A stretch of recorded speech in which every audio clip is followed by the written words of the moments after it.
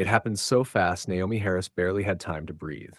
One moment, she was browsing a bracelet for her niece. The next, she was branded a thief. Voices sharp, hands heavy, then the blow.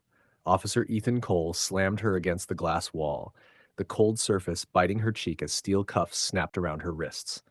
The boutique fell silent. To the crowd, she looked like just another black woman cornered and humiliated in a mall. To Cole, she was a name to add to his record, another arrest to flex his authority. What none of them knew, not the officer, not the guards, not even the manager who accused her, was that they hadn't just cuffed a shopper. They had assaulted Captain Naomi Harris, 20 years on the force, a woman who carried more authority in her pocket than any of them combined. And soon, the weight of that mistake would come crashing down. The glass roof of Mapleview Mall caught the afternoon light, scattering bright beams across polished marble floors. Weekend chatter echoed through the wide corridors as shoppers streamed in and out of stores. Among them walked a black woman, Naomi Harris, purse snug at her side, moving with quiet purpose. To the casual eye, she was just another customer, but to two men watching from the mezzanine, she looked like an opportunity. Security guards Bradley Horn and Kyle Mercer exchanged glances. Bradley, the taller of the two, already had his hand to his radio. Kyle followed his lead reluctantly, eyes flicking toward Naomi with a mix of uncertainty and discomfort. They began to trail her through the crowd, steps deliberate, their presence obvious to anyone trained to notice. Naomi didn't need to turn around to sense them. 2 decades in law enforcement had sharpened instincts she couldn't turn off. She was here for a simple task, a birthday gift for her niece, Jasmine. After a week of endless reports and staff meetings at the precinct, this errand was meant to feel refreshing, normal. Naomi slowed at a jewelry boutique, the display sparkling with delicate silver charms. In the reflection of the glass, she caught Bradley mouthing into his radio. Black female, black leather purse, black sweater. Keeping eyes on. Her jaw tensed. She had been followed before, written off by strangers as suspicious before even opening her mouth. It wasn't new, but that never softened the sting. She exhaled slowly, determined not to let them ruin her day. Inside the boutique, the air was scented with vanilla and underscored by the hum of soft jazz. Behind the counter stood Cheryl Grant, the manager, her smile tight and eyes sharp the moment Naomi stepped inside. "Can I help you?" The tone carried less warmth than warning. "Just looking, thanks," Naomi replied evenly, walking toward the bracelet display. But Cheryl shadowed her movements, gaze darting toward the purse at Naomi's side as if it contained danger. Bradley and Kyle hovered just outside, pretending to study the mall directory, their reflections flickering in the boutique mirrors. "Everything's locked," Cheryl said loudly, almost performative. "Only staff can remove items." "I understand," Naomi answered calmly. "If I want to see something, I'll ask." Still, Cheryl edged closer, suspicion radiating in every glance. "Have you ever walked into a store and felt the weight of eyes on you? Not because of what you did, but because of the color of your skin? Treated like a suspect before you've even touched a single thing? What would you do if every move you made in a place was treated as suspicious? Just because of the color of your skin." Before we go further, what city or country are you watching from right now? Drop it in the comments. We love seeing where our viewers are tuning in from. And if you believe no one should be treated like a suspect for simply shopping, smash that like button and subscribe to Story Arc, because standing up to prejudice starts with telling these stories. Naomi ignored it, focusing on the silver butterfly charm bracelet Jasmine had been hinting about for weeks. It glimmered under the light, a perfect gift. If only the tension in the room wasn't already thick enough to choke on. Naomi leaned closer to the glass, studying the silver bracelet with the butterfly charm. It was delicate, the tiny wings set with crystals that shimmered under the boutique lights. She imagined Jasmine's face lighting up when she opened it, the same joy that reminded Naomi why family mattered more than long nights at the precinct. "I'd like to see that one," Naomi said, pointing at the display. Cheryl hesitated. Her hand hovered over the case keys before finally unlocking the cabinet.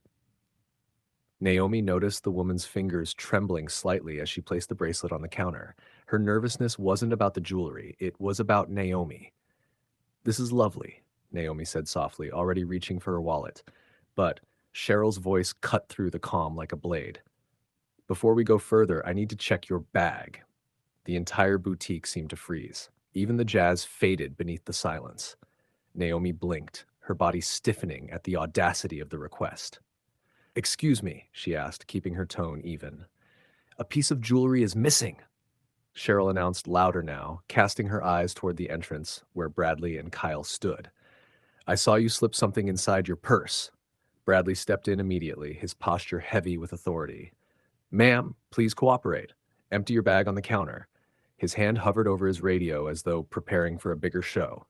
"That's absolutely false," Naomi replied, straightening her shoulders. "I've touched nothing but the bracelet you just removed for me." "Last chance," Bradley pressed, inching closer. "Open the bag or this becomes complicated." Kyle shifted behind him, clearly uneasy, but made no move to intervene. Naomi felt the fire rise in her chest, but she kept her voice steady and strong. "No, I will not allow you to search my personal belongings without probable cause. You're targeting me because of how I look, and it stops here." Her refusal only emboldened them. Bradley lifted his radio and barked into it. "Code 10 at Lux and Lace Jewelry. Subject refusing to comply, requesting immediate police backup." Outside, shoppers slowed to watch, some already pulling out their phones. The quiet humiliation Naomi had endured for years was about to explode into something public. She kept her purse tight at her side, refusing to flinch. Her eyes locked with Bradley's, unwavering. "You're making a very serious mistake," she said firmly. And then the sound of heavy footsteps echoed closer. The backup was on its way. Within minutes, the boutique doors swung wide and in strode Officer Ethan Cole, his badge glinting under the fluorescent lights. His entrance carried no urgency of protecting the public, only the swagger of a man who enjoyed the performance. The crowd outside leaned in, phones lifted, recording every second. "What's the problem here?" Ethan boomed, his gaze sweeping the room before locking onto Naomi. His hand rested casually on his holstered weapon, the gesture intentional, meant to intimidate. Cheryl practically rushed toward him. "She won't let us check her bag. A bracelet went missing." Ethan cut her off with a smirk. "Always the same story, isn't it?" His eyes bored into Naomi with a mixture of disdain and anticipation. Naomi straightened her back, steadying her voice. "Officer, this is a misunderstanding that can be cleared up by checking the cameras." Her words barely left her mouth before Ethan grabbed her shoulder, slamming her against the boutique's glass wall. The display cases rattled from the impact, and a gasp rippled through the onlookers. Cold glass pressed against her cheek as his voice hissed low and venomous. "Don't tell me how to do my job. Hands behind your back now." "This is excessive force," Naomi declared, raising her voice so every phone in the room captured it. Her chest burned with rage, but her tone remained steady. "I have rights, and you are violating them." "Rights?" Ethan laughed harshly. He yanked her arms back and snapped cold metal cuffs around her wrists. Far too tight. "You've got the right to keep quiet while I add resisting arrest to your charges." Gasps and whispers erupted among the shoppers. Some cried out that it wasn't right. Others muttered in disbelief. Still, no one stepped forward. Phones, however, were everywhere, documenting every humiliating second. Ethan spun Naomi around and marched her toward the mall corridor. The glass doors opened to a sea of shoppers who stopped mid-stride, watching the scene unfold. Phones rose higher, the crowd buzzing with outrage. "You're making a scene over nothing," Ethan shouted theatrically, playing to his audience. "Could have cooperated." Naomi's wrists ached, but she lifted her chin, her voice sharp and unbroken. "Before you take another step, officer, you should know something," he sneered. "Save it for booking." Her voice rang out across the mall. "I am Captain Naomi Harris of the 15th Precinct. My badge is in my pocket. You're arresting a police captain." The crowd erupted in gasps and murmurs. Ethan faltered, uncertainty flashing across his face, even as he barked, "Fake badge. Another charge." But the tide was shifting, and heavy footsteps signaled that someone new was about to enter the scene. The mall's air thickened with tension as the crowd swelled near the exit. Dozens of phones pointed like spotlights, capturing Ethan, gripping Naomi by the arm. He tried to keep his swagger, but the murmur of voices cut through the air. "She said she's a captain. Check her badge. This isn't right." Ethan barked louder to cover the doubt, but the chant was growing. Then came the sound that changed everything. Measured, heavy footsteps echoing against marble. The crowd shifted, parting as another figure emerged. It wasn't just Ethan who had answered the code 10. Another unit had picked it up too. And now, through the throng, came Sergeant Marcus O'Neill. His broad shoulders cut through the sea of shoppers. He didn't hurry. He didn't need to. The weight of his presence was enough to draw silence.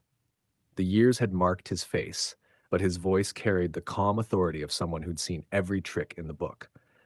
Marcus had worked with Naomi for years. He knew her reputation, her record, her integrity, and the sight of her in cuffs turned his steady expression to stone. He stopped a few feet away, his voice rolling across the corridor. "Officer Cole, want to explain why you've got a captain in restraints?" The crowd gasped. Ethan froze. "She's lying," he snapped, though his voice cracked. "Claimed to be a captain to avoid arrest. I was responding to a theft complaint." Marcus cut him off, tone sharp as steel. "That woman is Captain Naomi Harris. Your commanding officer's commanding officer, and the badge in your hand, it's real. You'd know that if you'd checked before manhandling her in front of half the city."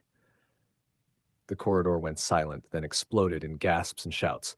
"She's a captain!" someone cried. "They arrested a captain for shopping!" The chants grew louder, the outrage spilling like wildfire. Ethan's face flushed a violent red. He opened his mouth, but Marcus stepped closer, his voice sharp. "Remove those cuffs, now." Hands trembling, Ethan fumbled with the keys. The steel clicked open, leaving angry red marks on Naomi's wrists. She rubbed them slowly, her gaze locked on him, voice low but cutting. "You've just proven everything I've been fighting against. Intimidation, abuse, racial profiling, all on display." The crowd roared in agreement. Phones zoomed in on Ethan's pale face, on Naomi's bruised wrists, on the unfolding humiliation of a man who thought his authority was unshakable. Cheryl, the boutique manager, tried to slink back into the store, but voices called her out too. "You set this up. We saw you." Bradley and Kyle, once puffed up with authority, stood stiff and silent as shoppers jeered. Patricia Wells, the mall's PR director, hurried forward, her professional mask slipping. "Captain Harris, on behalf of Mapleview Mall, we sincerely apologize." Naomi turned, her voice sharp enough to cut through the noise. "Apologies won't erase what happened here. Preserve every second of that footage. This isn't ending quietly." Ethan's face drained of color. The chants from the shoppers grew louder. "Fire him! Fire him!" Phones stayed trained on him, ensuring no escape from accountability. Within hours, the fallout was swift. Officer Ethan Cole was suspended without pay and placed under investigation. Guards Bradley and Kyle were terminated immediately for racial profiling. Cheryl, the boutique manager, was fired for targeting customers based on race. Mapleview Mall's management faced citywide scrutiny, their security contracts frozen, pending review. What was meant to humiliate Denise had instead unmasked a system of arrogance and bias, and as chants of "justice, justice" shook the air, Captain Carter stood tall, vindicated, and unbroken. If you believe every one of them, from the officer who abused his badge to the manager who weaponized her prejudice, got exactly what they deserved, hit that like button and subscribe to Story Arc. Because true justice isn't just about freedom, it's about accountability.